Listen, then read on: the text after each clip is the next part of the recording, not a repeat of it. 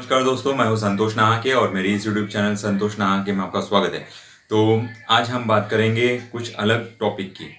अलग मतलब क्या होता है ना कि पेट्रोल की। हाँ, वैसे तो माचिस में भी आग लग गई है। माचिस थी तो उसका अभी जो है अगले महीने से उसका दाम जो है वो बढ़ने वाला है। तो उसी तरह से बहुत दिनों से मतलब 1-2 साल से पेट्रोल में भी आग लग चुकी है।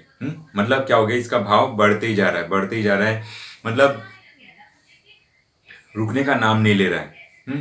पहले पहले ये जो पेट्रोल था 70-80 रुपए 90 रुपए था।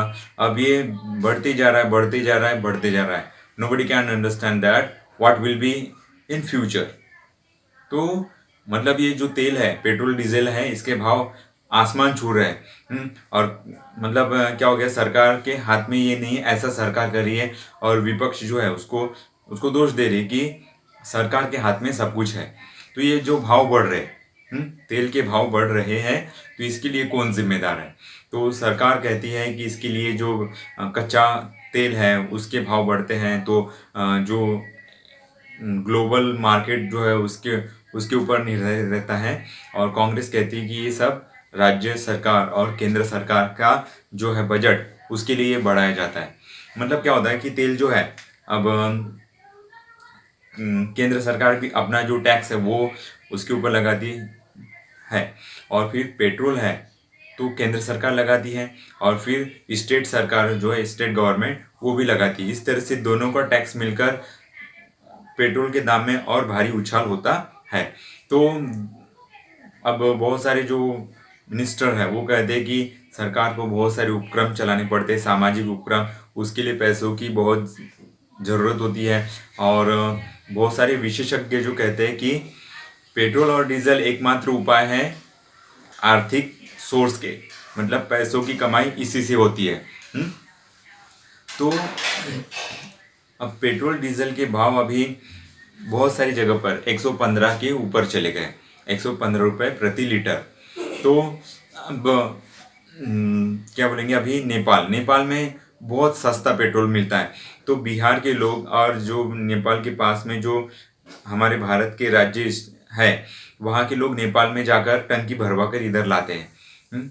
तो और कहीं कहीं पे कार्टून जो है, कार्टून में मैंने देखा है कि मतलब अगर आपको पैसे कमाना है तो आप रात को पेट्रोल भर लो और दूसरे दिन देखो 10-20 पैसे या फिर कुछ रुपए इसमें बढ़ोतरी हो जाएगी, तो उतने दाम में आप पेट्रोल बेच सकते हो। तो ऐसे बहुत सारे जोक्स जो है वो न्यूज़ में, न्यूज़पेपर में और बहुत सारी जगह पे सोशल मीडिया पर फैले हुए हैं।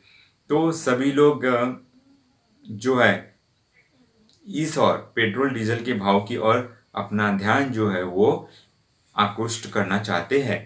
तो अब क्या होता है कि पेट्रोल डीजल के भाव बढ़ गए।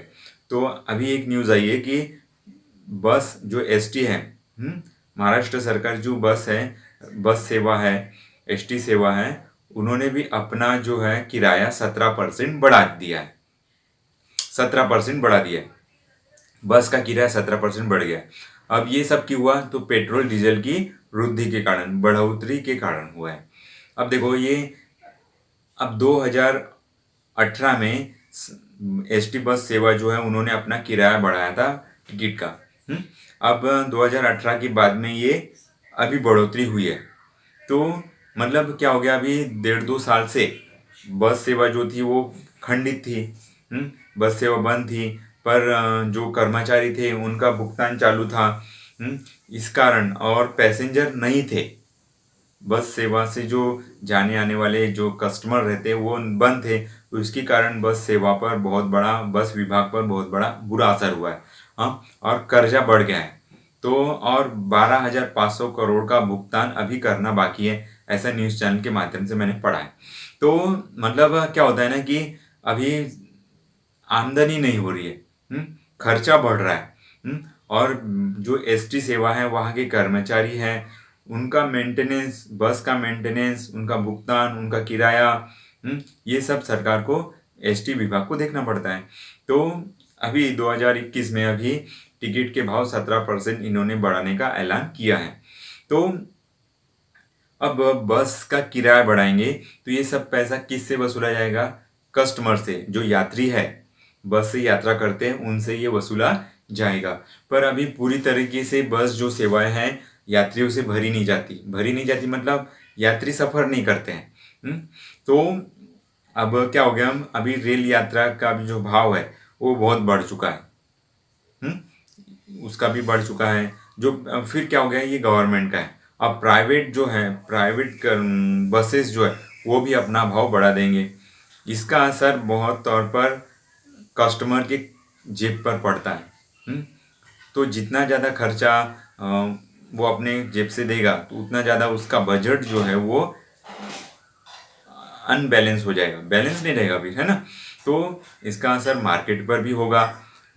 तो मतलब हर तरीके से जो है आम आदमी वो अनबैलेंस हो जाता है। वैसे तो कमाई का जरिया सरकार का पेट्रोल डीजल है, ऐसा बहुत सारे जो है कार्टून इसमें बताया जाता है। तो अब कहने के लिए तो बहुत सारी बातें हैं।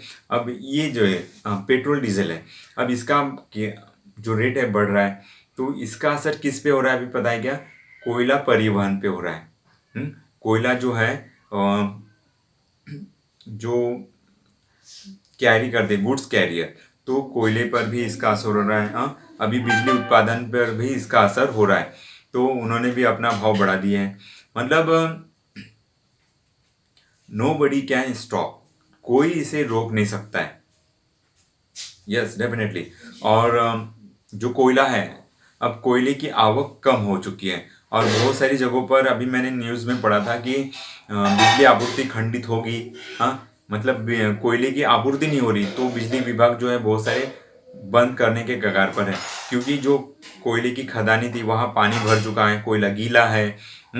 इस तरह की बहुत सारी मैटर जो थे वो शुरू थे। बरसात भी बहुत ज़्यादा हुई थी, तो हमने जैविक जो चीज़ें हैं एनर्जी वाले, जैविक ऊर्जा, तो हमने इनको धीरे धीरे कम करना है। अभी पर्यावरण जो है समिट शुरू हो चुका है और बहुत सारे विकसित और विकसनशील देश जो है उनके ऊपर जो है इस तरीके के पेट्रोल डीजल कोयला है और ऐसे नैसे जो चीज़ें हैं जैविक, तो उनसे जो ऊर्जा हम एनर्जी जो बिजली पैदा करते हैं उसको धीरे धीरे कम करना है। और जो नेचुरल है, नेचुरल चीज़ें जैसे कि सौर एनर्जी, वाइंड एनर्जी, इस तरीके की एनर्जी पर हमें ज़्यादा जोर देना चाहिए। ऐसा बहुत सारे देशों का मतलब सोच रहे हैं, क्योंकि ये सब जो चीज़ें हैं कोयला पेट्रोल डीजल ये एक न एक दिन ख़त्म होगा। और मालूम है क्या दोस्तों, ये सब जलने से, कोयला डीजल पेट्रोल जलने से क्या होगा कि इससे कार्बन डाइऑक्साइड निकलता है और कार्बन डाइऑक्साइड से ग्लोबल वार्मिंग हो रही है। Yes, global warming. तो अब ग्लोबल वार्मिंग, धरती गर्म हो रही है। अब धरती गर्म हो रही है तो इसका असर सामान्य तौर पर आम आदमी पर भी पड़ता है और यहाँ पर रहने वाले सभी जीव जंतु जो उसके ऊपर भी ये सब पड़ता है। अब ग्लोबल वार्मिंग से क्या हो रहा है कि बरसात कहीं ज़्यादा हो रही है। कल ही मैंने अभी 30 अक्टूबर का न्यूज़ देखा था मैंने, तो अभी यूपी बिहार में भी बहुत बरसात हो चुकी है। बहुत बरसात होने के कारण जो है फसलें भी बर्बाद हो रही है। और बहुत सारे जो मकान हैं वो डूब चुके हैं। गंगा का जल स्तर बहुत बढ़ गया अचानक से, तो वो पूरा का पूरा पानी मतलब लोकल एरिया में फैल चुका है। अब वहाँ के लोग परेशान हैं। कुछ लोग जिनका साधन थे वो घर छोड़ के चले जाते हैं और जिनका नहीं होता है वो वहीं पे रहते हैं। तो ये सब बातें हो रही है। इन कमिंग टाइम, आने वाले समय में ये ज़्यादा होगा। यस, तो मतलब ये अब इसको रोकना उपाय क्या है? तो मतलब उपाय मतलब क्या होता है ना कि सभी लोगों ने इसका साथ देना चाहिए, समर्थन करना चाहिए। कार्बन डाइऑक्साइड कम निकलना चाहिए। और जो प्रदूषण को बढ़ाने वाली चीज़ें जो है उसको हमने बंद करना चाहिए। अब सरकार ने प्लास्टिक थैली जो है उसके ऊपर बैन लगा दिए। तो आने वाले जुलाई महीने से प्लास्टिक झिल्ली जो है वो बंद होने वाली है। पर जो प्लास्टिक का पैकेट्स रैपर जो रहते हैं उसको हम किस तरीके से मेंटेनेंस करेंगे, व्यवस्थापन करेंगे, इसके ऊपर हमने सोचना चाहिए, विचार करना चाहिए। तो चलो let's start saving this planet Earth. तो आओ हम सब मिलकर कुछ करें इस धरती के लिए। Thanks for watching this video.